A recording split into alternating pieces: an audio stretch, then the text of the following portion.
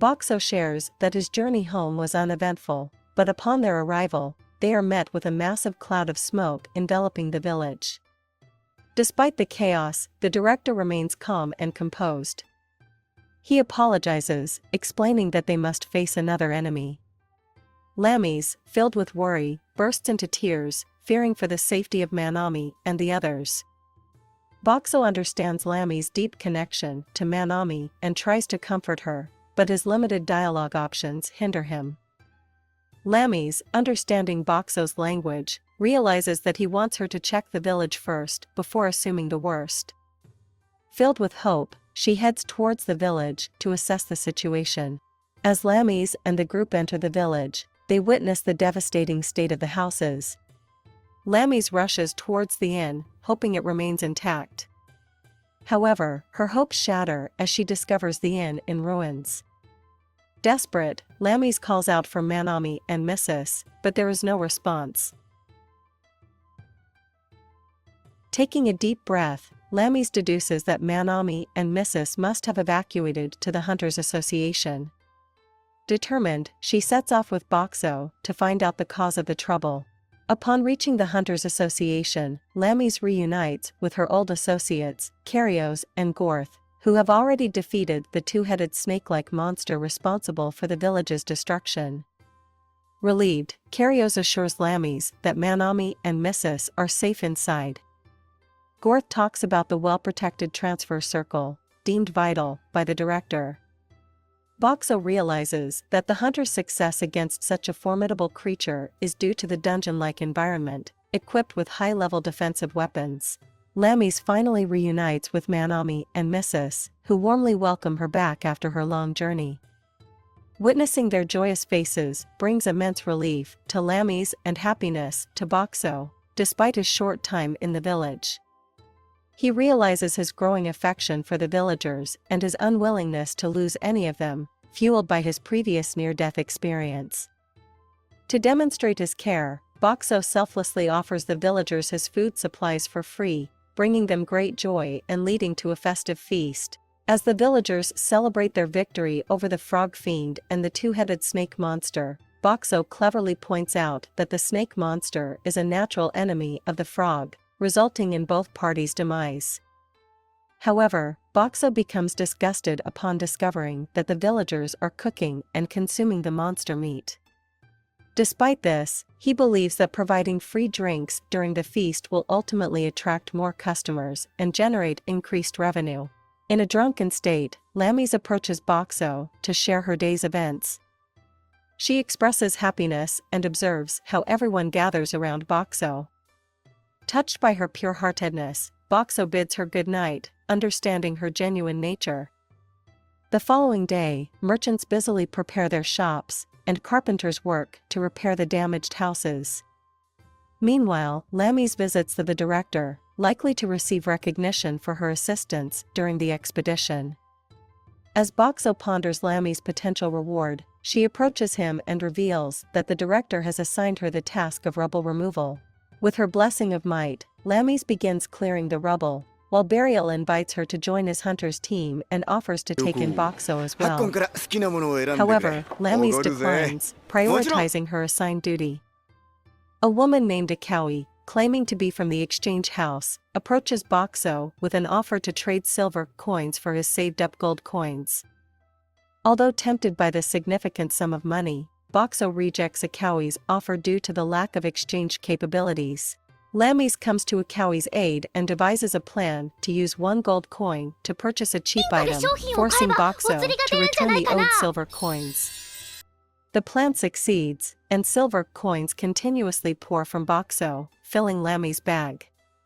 Witnessing this, the previous thief who tried to steal Boxo's earnings becomes greedy once again, prompting him to hatch a new scheme. Following the coin exchange with Akawi, Boxo decides to incorporate a gambling function. This addition leads to a 30% increase in earnings. An old man becomes addicted to gambling, losing his own fortune while making Boxo the most money. His wife drags him away, promising to give him a good scolding. The director calls for Lamis and Boxo at the Hunters Association, expressing gratitude for their assistance. He privately requests Boxo's help in providing food to combat the upcoming famine resulting from the village's destruction. Bear introduces Shirley, who informs Boxo about the potential diseases accompanying the famine. To control both the population and diseases, Boxo transforms into a family planning machine, providing Shirley with a product that hinders reproduction. Recognizing the product's effectiveness in containing diseases and population growth, Shirley purchases a significant amount to distribute in the entertainment district. Lamis carries Boxo back to the inn, and a cunning girl named Swarry attempts to provoke a fight by throwing rocks at Boxo. Sensing trouble, Boxo calls for assistance, and Swarry is apprehended by her own guards. However, she remains resilient and returns for another confrontation. To defuse the situation, Boxo offers her a free mango juice, successfully winning her favor. Later that night, Lamis brings Boxo to the newly constructed hygiene center, created by Shirley. In response, Boxo transforms into a beauty product machine and provides Lamis with a product that enhances her skin's radiance. A fox and a female bear approach, also seeking beauty products from Boxo to attract potential mates. Boxo concludes his day with high sales success. The next day, the old man returns for another round of gambling, accompanied by his granddaughter, whom he hopes will bring him luck. After teaching her the lottery game rules, the girl wins with a combination of 3 sevens, presenting her grandfather with the prize, a simple bottle of soft drink. Although initially delighted, the old man quickly realizes that he wasted the entire day on a trivial pursuit. However, his granddaughter cherishes the time spent with him after a long absence. The old man finally recognizes the value of family and happily returns home, marking the end of Boxo's gambling business. The director discovers Boxo's ability to hide his presence and blend in with his surroundings.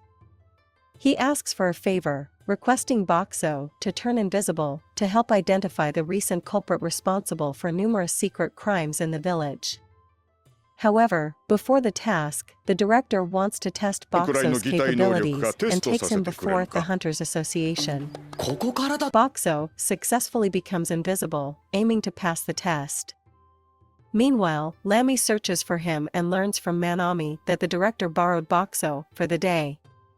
Determined, Lamis heads towards the Hunters Association after completing the rubble collection. After gathering the ruins of the houses, Lamis joyfully arrives at the Hunters Association, where she encounters Shirley. Curious about the director's whereabouts, Lamis informs Shirley that the director is currently occupied.